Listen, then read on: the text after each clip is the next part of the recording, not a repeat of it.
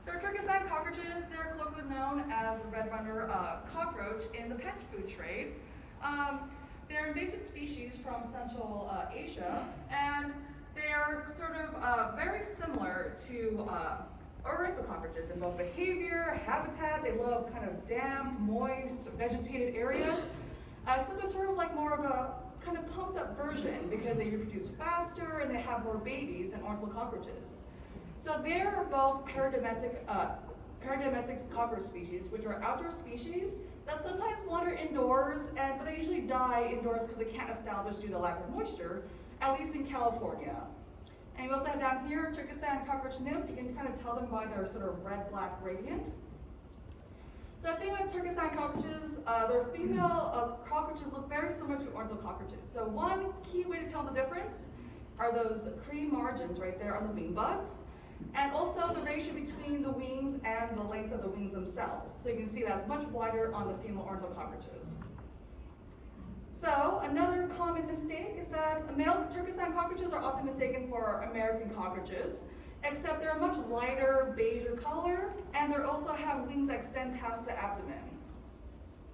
So the important thing about Turkistan cockroaches is that in Alameda County, typically we have oriental cockroaches that have been established for many decades.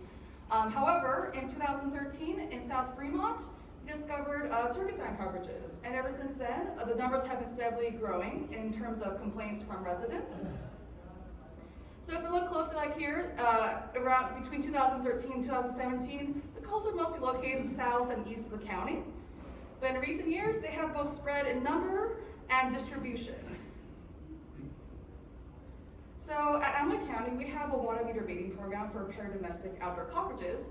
Typically, we do that respond to residents calling about cockroaches. We identify the species, and if we see activity in the water meter boxes, we actually do a little bait treatment here with insecticide baits.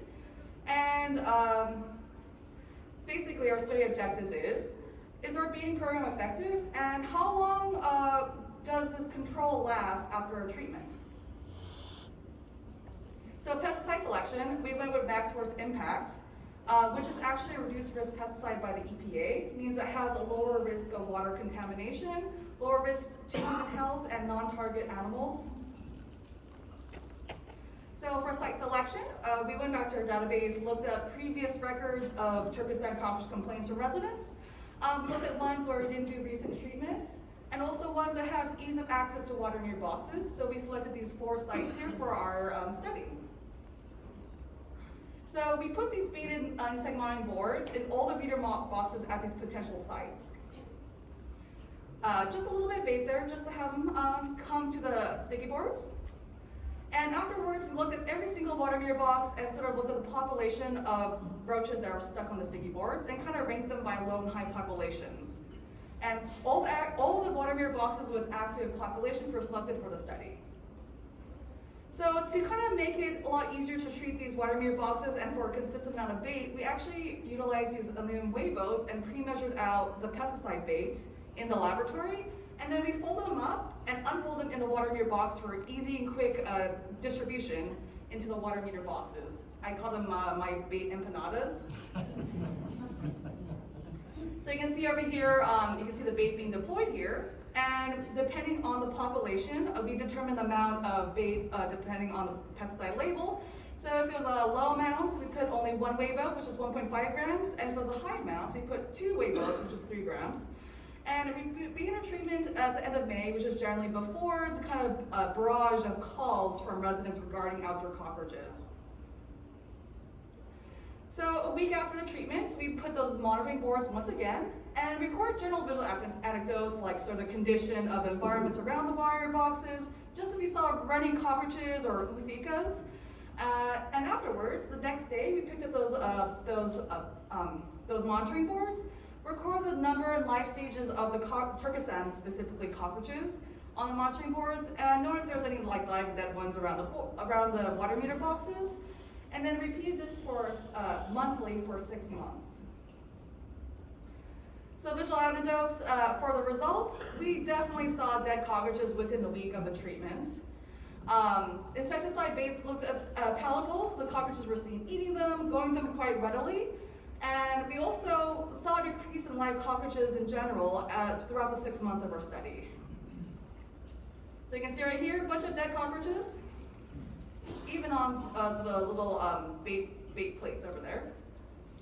So this is sort of just the total cockroaches we collected on those monitoring boards over time of our study. You can see here, orange is the control, and our bait application here is at the end of May. You can see the treatment sites population crashed quite readily. But you also notice there's some bumps in population over there, so we investigated the life stages of these bumps. You can see here, actually, 2 of these bumps are almost completely juvenile Turkistan cockroaches. Another bump was majority adult male cockroaches.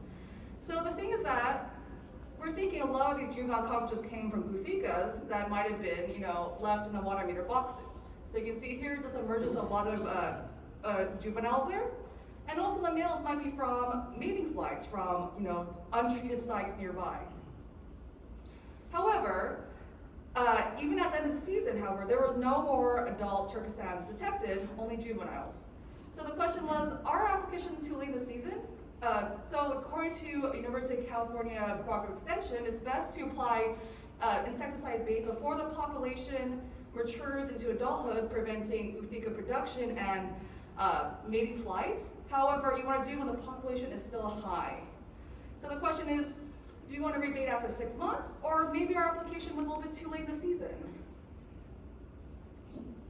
So anyways, next time we would like to conduct this experiment early in the year and throughout the year to see the ongoing population. The thing is that our monitoring methods were limited by the rain because the water main box does not survive through rain.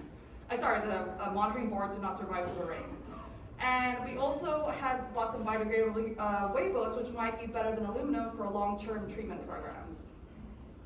So anyways, any questions?